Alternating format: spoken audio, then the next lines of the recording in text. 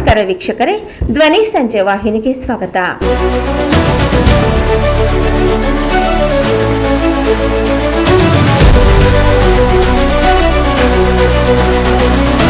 ಈಗ ಬೆನ್ನೆಲುಬಾಗಿ ನಿಂತಾಗ ಅವರಿಗೋಸ್ಕರ ನಾವೊಂದು ನಮ್ಮ ಮಠದ ಪರಂಪರೆಯಾಗಿ ಒಂದು ಗೀತೆಯನ್ನಾಡಿ ಮಂಗಲ ಸಂಗೀತ ಮಾಡಬೇಕಾಗಿ ವಿನಂತಿ. ಆಶ್ರಮದ ಸರ್, ಇವತ್ತಿನ ಪ್ರತಿಭಟನೆ ಮೂಲ ಉದ್ದೇಶ ಶಿಕ್ಷಣ ಇಲಾಖೆಯಿಂದ ಏನೋ ಒಂದು ಎಕ್ಸಾಮ್ ಪ್ಯಾಟ್ರನ್ ಅದು ಚೇಂಜಸ್ ಮಾಡಬೇಕಂತ ಹೇಳಿ ಈ ಒಂದು ಹೋರಾಟ ಮಾಡಿದ್ದು. ಮತ್ತೆ ಖಾಲಿ ಹುದ್ದೆಗಳನ್ನ ಇನ್ನು ಹೆಚ್ಚಿಸಿ ಭರ್ತಿ ಮಾಡಬೇಕಂತ ಹೇಳಿ, ಮತ್ತೆ KPSC ಆಗ್ತಿರುವಂತ ಅಕ್ರಮಗಳನ್ನ CBI ತನಿಖೆ ಮಾಡಿ ಅಂತ ಹೇಳ್ಬಿಟ್ಟು ಈ ಹೋರಾಟ ಮಾಡಿದ್ದು.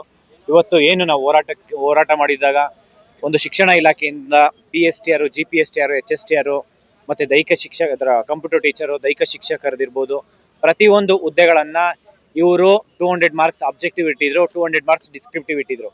ನಾವು ಇಡೀ ಇಂಡಿಯಾದಲ್ಲಿ ಯಾವ ಸ್ಟೇಟಲ್ಲೂ ಡಿಸ್ಕ್ರಿಪ್ಟಿವ್ ಇರಲಿಲ್ಲ. ಅದನ್ನ ತೆಗೀರಿ, 200 ಮಾರ್ಕ್ಸ್ ಡಿಸ್ಕ್ರಿಪ್ಟಿವ್. ಯಾಕೆ ಅಂದ್ರೆ ಕರಪ್ಷನ್ ಮಾಡೋದಕ್ಕೆ ಸರ್. ರಿಟರ್ನ್ ಎಕ್ಸಾಮ್ಸ್ ಅಲ್ಲಿ ಡಿಸ್ಕ್ರಿಮಿನೇಷನ್, ಎವ್ಯಾಲ್ಯೂಷನ್ ಅಲ್ಲಿ ಒಬ್ರಿಗೊಂದು ಮಾರ್ಕ್ಸ್ ಹೋಗುತ್ತೆ. ಹಂಗಾಗಿ ಇಡೀ ಇಂಡಿಯಾದಲ್ಲಿ ಅಲ್ಲೂ ಇಲ್ಲ, ನಮ್ಮ ಕರ್ನಾಟಕದಲ್ಲೂ ಅದೇ ರೀತಿ as per C&R rule 2021 C&R rule ಕೂಡ 2 ಪೇಪರ್ ಇರುತ್ತೆ. ಒಂದು GK ಪೇಪರ್, ಒಂದು specific paper. 2 paper objective, 200 marks ಅಷ್ಟೇ ಇರಬೇಕು. ಅದೇ ರೀತಿ ಆಗ್ಬೇಕು ಅಂತ ಹೇಳ್ಬಿಟ್ಟು ಈ ಹೋರಾಟ ಇಟ್ಟಿದ್ವಿ. ಅದನ್ನ ಪಾಸಿಟಿವ್ ಆಗಿ ಕನ್ಸಿಡರ್ ಮಾಡ್ತೀನಿ ಅಂತ ಹೇಳ್ತಿದ್ದಾರೆ. ಮತ್ತೆ BCom ಸ್ಟೂಡೆಂಟ್ಸ್ಗೆ B.Ed ಮಾಡೋದಕ್ಕೆ ಅವಕಾಶ ಮಾಡಿಕೊಟ್ಟಿದ್ದಾರೆ. ಮತ್ತೆ CETಗೆ ಅಂದ್ರೆ TETಗೆ ಅವಕಾಶ ಮಾಡಿಕೊಟ್ಟಿದ್ದಾರೆ. ಸುಮಾರು 7,000 ಜನ TET ಪಾಸ್ ಆಗಿರೋರು ಇದ್ದಾರೆ, 7,000 ಜನ ಸರ್. ಆದ್ರೆ ಇಲ್ಲಿವರೆಗೂ ಅವರಿಗೆ CETಗೆ ಅವಕಾಶ ಮಾಡಿಕೊಟ್ಟಿಲ್ಲ. ಲಾಸ್ಟ್ ಟೈಮ್ ಕೋರ್ಟ್ ಆರ್ಡರ್ ಇದ್ರು, ಈ ಸತಿ ಅವಕಾಶ ಮಾಡ್ಕೊಡಲ್ಲ ಅಂತ ಹೇಳಿದ್ರು. ಈ ಹೋರಾಟ ಮಾಡ್ತಾ ಇರೋದು ಅವ್ರಿಗೆ ಅವಕಾಶ ಕೊಡಿ ಅಂತ ಹೇಳಿ ಹೋರಾಟ ಮಾಡಿದ್ದು. ಅದನ್ನ ಪಾಸಿಟಿವ್ ಕನ್ಸಿಡರ್ ಮಾಡ್ತೀನಿ ಅಂತ ಹೇಳಿದರೆ, ಮಾಡಲಿಲ್ಲ ಅಂತಂದ್ರೆ ಯಾವುದೇ ಕಾರಣಕ್ಕೂ ಬಿಡಲ್ಲ. ಅದಾದ್ಮೇಲೆ ಸರ್, ಸಂಗೀತ ಟೀಚರ್ ಸುಮಾರು ವರ್ಷಗಳಿಂದ ನೋಟಿಫಿಕೇಶನ್ಸ್ ಆಗಿಲ್ಲ. ಸಂಗೀತ ಟೀಚರ್ಸ್ ನೋಟಿಫಿಕೇಶನ್ ಆಗಬೇಕು, ಚಿತ್ರಕಲೆ ನೋಟಿಫಿಕೇಶನ್ಸ್ ಆಗಬೇಕು, ಹಿಂದಿ ಟೀಚರ್ಸ್ ರೆಕ್ರೂಟ್ಮೆಂಟ್ ಆಗಿಲ್ಲ, ಕನ್ನಡ ಟೀಚರ್ಸ್ ರೆಕ್ರೂಟ್ಮೆಂಟ್ ಆಗಿಲ್ಲ, ಮ್ಯಾಥ್ಸ್ ಟೀಚರ್ಸ್ ರೆಕ್ರೂಟ್ಮೆಂಟ್ ಆಗಿಲ್ಲ, ಮರಾಠಿ ಟೀಚರ್ಸ್ ರೆಕ್ರೂಟ್ಮೆಂಟ್ ಆಗಿಲ್ಲ. ಇವೆಲ್ಲ ಟೀಚರ್ಸ್ ರೆಕ್ರೂಟ್ಮೆಂಟ್ ಮಾಡ್ಕೊಳ್ಳಿ ಅಂತ ಹೇಳ್ಬಿಟ್ಟು ಈ ಹೋರಾಟ ಮಾಡಿದ್ದು ಸರ್. ಸಪೋಸ್ ಸರ್ಕಾರ ಏನಂದ್ರೆ ನಮ್ಮ ರಾಜ್ಯದಲ್ಲಿ ಮೋರ್ ದೆನ್ 80,000 ವೇಕೆನ್ಸಿ ಇದೆ. ಅದರಲ್ಲಿ ನಾವೆಲ್ಲ ಏನ್ ಡಿಮ್ಯಾಂಡ್ ಬೇಡಿಕೆ ಮಾಡ್ತಿದೀವಿ, ಡೈರೆಕ್ಟ್ ಏನ್ ಜಾಬ್ ಕೊಡಿ ಅಂತ ಕೇಳ್ತಿಲ್ಲ. ಒಂದಷ್ಟು ಪೋಸ್ಟ್ ಕನ್ಸಿಡರ್ ಮಾಡಿ ಕನ್ನಡ ಸ್ಕೂಲು ಕಾಲೇಜಸ್ ಇವತ್ತು ಮುಚ್ತಾ ಇರೋಂಥ ಪರಿಸ್ಥಿತಿ ಬಂದಿದೆ. ಆ ಸ್ಕೂಲು ಕಾಲೇಜಸ್ನ ಉಳ್ಸೋಣ, ಪ್ರಾಮಾಣಿಕವಾಗಿ ಅಡ್ಮಿಷನ್ಸ್ ಆಗ್ತಾ ಇಲ್ಲ, ಕ್ವಾಲಿಟಿ ಎಜುಕೇಶನ್ ಸಿಗ್ತಾ ಇಲ್ಲ. ಬಿಕಾಸ್ ಯಾಕೆಂದ್ರೆ ಟೀಚರ್ಸ್ ಇಲ್ಲ. ಇವತ್ತು ಪ್ರೈವೇಟ್ ಸ್ಕೂಲು ಕಾಲೇಜಸ್ ಮಾಫಿ ಆಗಿದೆ. ಯಾಕೆಂದ್ರೆ ಬಿಕಾಸ್ ಅವರೆಲ್ಲ ಪ್ರೈವೇಟ್ ಅಂದ್ರೆ ಓನರ್ಸ್ ಎಲ್ಲ MLA ಮಿನಿಸ್ಟರ್ಸ್ ಇದ್ದಾರೆ. ಇದನ್ನ ಸರ್ಕಾರ ತುಂಬಾ ಗಂಭೀರವಾಗಿ ಪರಿಗಣಿಸಿ ಅವರಿಗೆ ನ್ಯಾಯ ಕೊಡ್ಸಂತ ಕೆಲಸ ಆಗಬೇಕು. ಮತ್ತೆ ಕಲ್ಯಾಣ ಕರ್ನಾಟಕದಿಂದ ಪ್ರೈಮರಿ ಸ್ಕೂಲ್ ಟೀಚರ್ ಸುಮಾರು 4,424 ಪೋಸ್ಟ್ ಕರಿತೀನಿ ಅಂತ ಹೇಳಿದ್ರು. ಇಲ್ಲಿವರೆಗೂ ಪೋಸ್ಟ್ ಕರೆದಿಲ್ಲ. ಬರೀ 800 ಪೋಸ್ಟ್ ಅಷ್ಟೇ ಇದೆ. ಇನಿಷಿಯಲಿ 28 ಪೋಸ್ಟ್ ಅಷ್ಟೇ ಇತ್ತು. ಅದನ್ನ 4,424 ಪೋಸ್ಟ್ ಆಗಬೇಕು. ಕಲ್ಯಾಣ ಕರ್ನಾಟಕದಲ್ಲಿ ಇರುವಂತ ಖಾಲಿ ಹುದ್ದೆಗಳನ್ನ ಅಪ್ ಟು 80% ಫೈನಾನ್ಷಿಯಲ್ ಡಿಪಾರ್ಟ್ಮೆಂಟ್ ಇಂದ ಅಪ್ರೂವಲ್ ಬೇಕಿಲ್ಲ. ಆದ್ರೆ ಇವರು ರಾಜಕೀಯ ಇಚ್ಛಾಶಕ್ತಿಯಿಂದ ಅಲ್ಲಿ ರೆಕ್ರೂಟ್ಮೆಂಟ್ ಫಿಲ್ಲೇ ಮಾಡ್ತಾ ಇಲ್ಲ. ಇವತ್ತು ಸಾವಿರಾರು ಸ್ಕೂಲಲ್ಲಿ ಬರೀ ಒಂದೊಂದು ಟೀಚರ್ಸ್ ನೋಡ್ತಾ ಇದೀವಿ ನಾವು. ಒಂದೊಂದು ಟೀಚರ್ ಸರ್ ಆ ಪರಿಸ್ಥಿತಿಗೆ ಬಂದಿದೆ. ಅವ್ರನ್ನ SIRಗೂ ಅವ್ರನ್ನೇ ಮಾಡ್ತೀರಾ, ಅಲ್ಲಿ ಒಂದು ಸೆನ್ಸಸ್ಗೂ ಅವ್ರನ್ನೇ ಕರ್ಕೊಂತೀರಾ, ಬೇರೆ ಸರ್ಕಾರಿ ಕಾರ್ಯಕ್ರಮ ಇದ್ರೆ ಅವ್ರಿಗೆ ಎಲ್ಲಾ ಜವಾಬ್ದಾರಿ ಅವ್ರಿಗೆ ಕೊಡ್ತೀರಾ.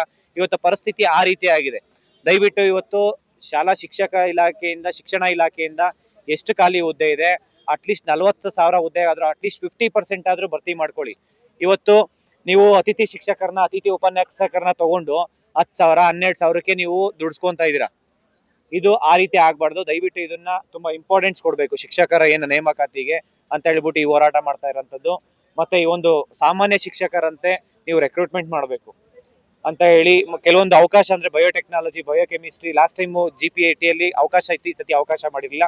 ಅದನ್ನು ಅವಕಾಶ ಮಾಡ್ಕೊಡಿ ಅಂತಾನು ನಾವು ಅವರಿಗೆ ಮನವಿ ಮಾಡ್ಕೊಂಡಿದೀವಿ. ಅದನ್ನು ಪಾಸಿಟಿವ್ ಆಗಿ ಕನ್ಸಿಡರ್ ಮಾಡ್ತೀನಿ ಅಂತ ಹೇಳಿದ್ದಾರೆ. ಬಟ್ ಆದ್ರೆ ಇದ್ರ ಜೊತೆಲಿ ಸರ್, ಇದೆಲ್ಲ ಬಿಟ್ಟು ಸರ್ಕಾರ ಇನ್ನೂ ಗಂಭೀರವಾಗಿ ಇದನ್ನ ಸೀರಿಯಸ್ ಆಗಿ ಪರಿಗಣನೆ ಮಾಡಬೇಕು. ಮತ್ತೆ FD ಇಂದ ಯಾವುದೇ ಅಪ್ರೂವಲ್ ಇಲ್ಲ, ಅದನ್ನ ಅಪ್ರೂವಲ್ ಕೊಡಬೇಕು. ನೆಕ್ಸ್ಟ್ KPSC ಇಂದ ಇಲ್ಲ ಅಕ್ರಮ ಆಗ್ತಿದೆ ಸರ್. ನೀವು ನೋಡಿರ್ಬೇಕು, ಪಶು ವೈದ್ಯಾಧಿಕಾರಿಯಲ್ಲಿ 80 ಲಕ್ಷ ದುಡ್ಡು ಕೇಳಿ ಎಷ್ಟೋ ಪೋಸ್ಟ್ ಎಲ್ಲನೂ ಅದರಲ್ಲಿ ಕರಪ್ಷನ್ ಆಗಿದೆ. ನಾನೇ ಸ್ಟಿಂಗ್ ಮಾಡಿರೋ ಸರ್. ಅದನ್ನ 80 ಲಕ್ಷ ಡಿಮ್ಯಾಂಡ್ ಮಾಡ್ತಾರೆ, 40 ಲಕ್ಷ ದುಡ್ಡು ಕೊಟ್ಟು 40 ಲಕ್ಷ ಜೊತೆಲಿ ಒರಿಜಿನಲ್ ಡಾಕ್ಯುಮೆಂಟ್ಸ್ ಕೊಡ್ಬೇಕಂತ ಹೇಳ್ಬಿಟ್ಟು ಕೇಳ್ತಾರೆ. ಬರೀ ಒಬ್ರಿಗೆ ಎಲ್ಲ ತುಂಬಾ ಜನ ಇದೇ ಮಾಡಿದ್ದಾರೆ sir.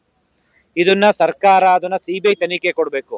Not only veterinary officer sir, even KS post CTL ಆಗಿದೆ, ಕಮರ್ಷಿಯಲ್ ಟ್ಯಾಕ್ಸ್ ಇನ್ಸ್ಪೆಕ್ಟರ್ ಆಗಿದೆ, PDOದಲ್ಲಿ ಆಗಿದೆ. ಅದಾದ್ಮೇಲೆ ನಿಮಗೆ AEL ಆಗಿದೆ, BBMP AEL ಆಗಿದೆ, ADLR ಪೋಸ್ಟಲ್ ಆಗಿದೆ. ಮತ್ತೆ ನಿಮಗೆ WRD AE ಪೋಸ್ಟಲ್ಲೂ ಕರಪ್ಷನ್ ಆಗಿದೆ. ಇಂಡಸ್ಟ್ರಿಯಲ್ ಎಕ್ಸ್ಟೆನ್ಷನ್ ಆಫೀಸರ್ ಸ್ವತಃ ಚೇರ್ಮನ್ ಇಬ್ರು ಮಕ್ಕಳಾಗಿದ್ದಾರೆ. ಇರೋದೇ 50 ಪೋಸ್ಟ್ ಸರ್. ನಮ್ಮ ರಾಜ್ಯದಲ್ಲಿ 15ರಿಂದ 20 ಲಕ್ಷ ಜನ ಆಸ್ಪಿರೆಂಟ್ ಇದ್ದಾರೆ. ಎಲ್ಲರಿಗಿಂತ ಇವ್ರ ಮಕ್ಕಳು ಟ್ಯಾಲೆಂಟ್ ಇದಾರೆ ಅಂತಂದ್ರೆ 50 ಪೋಸ್ಟ್ ಅಲ್ಲಿ 2 ಮಕ್ಕಳು ಸೆಲೆಕ್ಟ್ ಆಗಿದ್ದಾರೆ ಅಂತಂದ್ರೆ ಇವರು ಎಷ್ಟು ಕ್ವಶನ್ ಪೇಪರ್ ಡೀಲ್ ಮಾಡ್ಕೊಂಡು ಎಷ್ಟು ಜನಕ್ಕೆ ಇವರು ಎಷ್ಟು ಭ್ರಷ್ಟಾಚಾರ ಮಾಡಿಲ್ಲ ಸರ್. ರಿಕ್ರೂಟ್ಮೆಂಟ್ ಆಗಿರೋದು ಇವ್ರಿಗೆ ಇಲ್ಲಿವರೆಗೂ ಬರೀ ಸಸ್ಪೆನ್ಷನ್ ಅಂದ್ರೆ ಅಮಾನತ್ ಮಾಡಿರೋದು ಅಷ್ಟೇ ಆಗಿದೆ. ಇದು ನಮ್ಮ ರಾಜ್ಯ ಸರ್ಕಾರ ಅವ್ರನ್ನ ಗಲ್ಲಿಗೇರ್ಸ ಅಂತ ಕೆಲಸ ಮಾಡಬೇಕು ಸರ್. ಯಾಕೆಂದ್ರೆ ಅಷ್ಟು ಕರಪ್ಷನ್ ಮಾಡಿದ್ದಾರೆ ಅವರು. As per Karnataka public examination act under section 10 ಪ್ರಕಾರ ಯಾವುದೇ KPSC ಭ್ರಷ್ಟಾಚಾರ ಆಗಿರೋಂಥ ಮೆಂಬರ್ಸ್ ಆಗಿರ್ಬೋದು, ಚೇರ್ಮನ್ ಆಗಿರ್ಬೋದು, ಅಧಿಕಾರಿಗಳಾಗಿರ್ಬೋದು, ಅವರಿಗೆ 10 years ಜೈಲಿದೆ, 10 crores ಪೆನಾಲ್ಟಿ ಇದೆ. ಇಲ್ಲಿವರೆಗೂ ಏನೂ ಇಂಪ್ಲಿಮೆಂಟ್ ಮಾಡಿಲ್ಲ. ಅದನ್ನ ಇಂಪ್ಲಿಮೆಂಟ್ ಮಾಡೋ ತನಕ ಯಾವುದೇ ಕಾರಣಕ್ಕೂ ಬಿಡಲ್ಲ. ಇದನ್ನ ಯಾರ್ಯಾರು ಅಕ್ರಮದಲ್ಲಿ ಭಾಗಿಯಾಗಿದ್ದಾರೆ ಅಷ್ಟು ಜನಕ್ಕೆ ಶಿಕ್ಷೆ ಆಗ್ಬೇಕು ಅಂತ ಹೇಳಿ ಈ ಮುಖ ಸರ್ ಅವ್ರ ಮಕ್ಳ ಮೇಲೆ ಕಂಪ್ಲೇಂಟ್ ಕೊಟ್ಟಿದ್ದೀನಿ, ಅವರು ಮೆಂಬರ್ಸ್ ಮೇಲೆ ಕಂಪ್ಲೇಂಟ್ ಕೊಟ್ಟಿದ್ದೀನಿ. ಇದನ್ನ CBI ತನಿಖೆನೇ ಆಗ್ಬೇಕು, ಬೇರೆ ಇನ್ನೇನು ಅಕ್ಸೆಪ್ಟ್ ಮಾಡಲ್ಲ ಸರ್. CBI ತನಿಖೆನೇ ಆಗ್ಬೇಕು. ಅಕ್ರಮದಲ್ಲಿ ಯಾರ್ಯಾರು ಭಾಗಿಯಾಗಿದ್ದಾರೆ ಅವ್ರಿಗೆಲ್ಲ ಗಲ್ಲು ಶಿಕ್ಷೆ ಆಗಂತದ್ದೇ ನೀವು ಒಂದು ಕಾನೂನು ತಗೊಂಬನ್ನಿ. ಗಲ್ಲು ಶಿಕ್ಷೆ ಕೊಡ್ತೀವಿ ಅಂತ ಹೇಳಿ. ಯಾಕೆಂತಂದ್ರೆ ಇಲ್ಲಿ ಬಡವರು ಯಾರು ಶ್ರೀಮಂತರ ಮಕ್ಕಳು ಓದ್ತಾ ಇಲ್ಲ. ಹಗಲು ರಾತ್ರಿ ಕಷ್ಟಪಟ್ಟು ಒಂದು 3 ಟೈಮ್ ಊಟ ಮಾಡೋ ಜಾಗದಲ್ಲಿ 1 ಟೈಮ್ ಊಟ ಮಾಡ್ತಾ ಇದೆ. ಅವ್ರಿಗೆ ಏಜ್ ಕ್ರಾಸ್ ಆಗ್ತಾ ಇದೆ. ಅವ್ರ ಹೆಲ್ತ್ ಕಂಡೀಷನ್, ಸೋಷಿಯಲ್ ಎಕನಾಮಿಕಲಿ ಯಾವ ರೀತಿ ಇದ್ದಾರೆ ನೋಡಿ, ಅವ್ರು ಎಷ್ಟು ಸಫರ್ ಆಗ್ತಿದ್ದಾರೆ. ಅವ್ರನ್ನ ನೀವೇನಾದ್ರೂ ಈ ಒಂದು ವಿಚಾರನ ಗಂಭೀರವಾಗಿ ತಗೊಂಡು ಸ್ಟ್ರಿಕ್ಟ್ ಒಂದು ಪನಿಷ್ಮೆಂಟ್, ಒಂದು ಬಿಲ್ ಪಾಸ್ ಮಾಡಿ ಆಕ್ಟ್ ಮಾಡಿ. ಆಯ್ತು, ಅಕ್ರಮದಲ್ಲಿ ಭಾಗಿಯಾಗಿರೋರ್ನ ನೀವು ಮಾನ್ಯ DK ಶಿವಕುಮಾರ್ ಸರ್ ಹೇಳ್ತಾರೆ, ಏನಾದ್ರೂ ಕ್ವಶನ್ ಪೇಪರ್ ಲೀಕ್ ಆದ್ರೆ ಅದಕ್ಕೆ ನೇರ ಹೊಣೆ ಯಾರಂದ್ರೆ DC ಅವರಂತೆ. DC ಅವ್ರು ಹೊಣೆ ಹಾಕ್ತಾರೆ ಅಂತಾರೆ. ಅವ್ರು ಯಾಕೆ ಹೊಣೆ ಹಾಕ್ತಾರೆ? ಅವ್ರೇ ನಿಮ್ ಮನೇಲಿ ಅವ್ರೇನ್ ಸ್ಲೇವ್ಸಾ? ಅದು ನೇರ ಹೊಣೆ ನೀವ್ ಹಾಕ್ತೀರಾ. ನೀವು ರಾಜೀನಾಮೆ ಕೊಡ್ಬೇಕಾಗುತ್ತೆ. ಕ್ವಶನ್ ಪೇಪರ್ ಲೀಕ್ ಆಯ್ತು ಅಂತಂದ್ರೆ, ನೀವು ಏನಾದ್ರೂ ಸ್ಕ್ಯಾಮ್ ಆಯ್ತು ಅಂತಂದ್ರೆ ನೀವು ರಾಜೀನಾಮೆ ಕೊಡ್ಬೇಕಾಗುತ್ತೆ. ಯಾರು ಇದ್ರಲ್ಲಿ ಅಕ್ರಮದಲ್ಲಿ ಭಾಗಿಯಾಗಿರ್ತಾರೆ ಅವ್ರನ್ನ ಗಲ್ಲಿಗೇರಿಸ್ತೀನಿ ಅಂತ ನೀವು ಕಾನೂನು ತಗೊಂಬನ್ನಿ. ಅದಂಗೆ ಕ್ವಶನ್ ಪೇಪರ್ ಲೀಕ್ ಆಗುತ್ತೆ ನೋಡೋಣ. ಮಾಡಿದೀವಿ, ರಾಜೀನಾಮೆ ಕೊಡಿ ಅಂತಾನೆ ಹೋರಾಟ ಮಾಡಿದೀವಿ.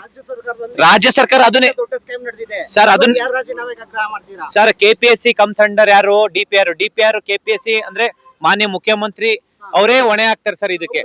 ಇದು ಅವ್ರ ಸರ್ 4 ದಿನದಲ್ಲಿ KPSC ಅಲ್ಲಿ ಆಗಿರೋಂಥ ಅಕ್ರಮಗಳನ್ನ CBI ತನಿಖೆ ಕೊಟ್ಟಿಲ್ಲ ಅಂತಂದ್ರೆ 4 ದಿನದಲ್ಲಿ, ಅದಾದ್ಮೇಲೆ ಮುಂದಿನ ದಿನಗಳಲ್ಲಿ ಅವ್ರನ್ನ ರಾಜೀನಾಮೆ ಒತ್ತಾಯ ಮಾಡಿನೇ ನಾವು ಹೋರಾಟ ಮಾಡ್ತೀವಿ. ರಾಜ್ಯದ ಮುಖ್ಯಮಂತ್ರಿಗಳಾದಂತಹ DK ಶಿವಕುಮಾರ್ ಸರ್ ರಾಜೀನಾಮೆ ಒತ್ತಾಯ ಮಾಡಿ ಹೋರಾಟ ಮಾಡ್ತೀವಿ ಸರ್. ಅಲ್ಲೆಲ್ಲ ಏನೋ ಒಂದು ಪಾರ್ಲಿಮೆಂಟ್ ಮುತ್ತಿಗೆ ಕೂಡ ನಡೀತು. ಇಲ್ಲಿ ಆ ತರದ್ದು ಸರ್ ಇಲ್ಲಿ ಮುತ್ತಿಗೆ ಇಲ್ಲ KPSC ಸರ್ ಏನಿಲ್ಲ. ಇಲ್ಲಿ ಅಲ್ಲೇನು ಹೋರಾಟ ಮಾಡಿದ್ರು ಅದಕ್ಕಿಂತ 100 ಪಟ್ಟು ನಮ್ಮ ರಾಜ್ಯದ ಯುವಕರು ನಾವು ಹೋರಾಟ ಮಾಡೇ ಮಾಡ್ತೀವಿ. ಯಾಕೆಂತಂದ್ರೆ ಅಲ್ಲೂ ಕೂಡ ಏಕಾಏಕಿ ಒಂದೇ ದಿನದಲ್ಲಿ ಹೋಗಿ ಪಾರ್ಲಿಮೆಂಟ್ ಮುತ್ತಿಗೆ ಹಾಕುವಂಥದ್ದು, ಒಂದೇ ದಿನ ಮಾರ್ಚ್ ಆಗಿರೋಂಥದ್ದು, ರ್ಯಾಲಿ ಆಗಿರೋಂಥದ್ದು ಆಗಿಲ್ಲ. ಫಸ್ಟ್ ನಾವು ಹೋರಾಟ ಮಾಡೋದು ಫಸ್ಟ್ ಡೇ ಇಂದಾನೆ ಅದೇ ನಿಲುವು ತಗೊಂತೀವಿ ಸರ್. ಅವ್ರೇನಾದ್ರೂ CBI ತನಿಖೆ ಕೊಟ್ಟಿಲ್ಲ ಅಂತಂದ್ರೆ ನಾವು CBI ತನಿಖೆ ಕೊಡಿ ಅಂತ ಹೇಳಿ ಒತ್ತಾಯ ಮಾಡ್ತಾ ಇದೀವಿ.